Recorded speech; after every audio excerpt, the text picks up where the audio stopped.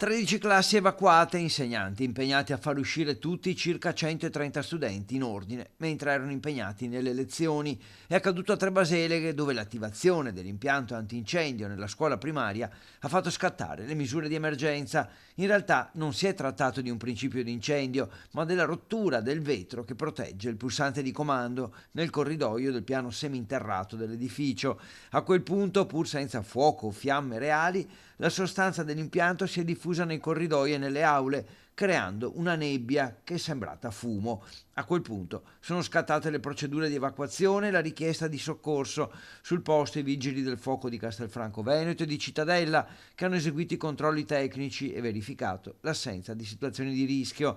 Con il supporto di tecnici ed elettricisti, l'impianto è stato ripristinato senza danni alle persone o all'edificio e l'episodio si è concluso così senza conseguenze. Le lezioni riprenderanno regolarmente lunedì. Resta da accertare se il guasto sia stato accidentale o causato volontariamente da qualcuno.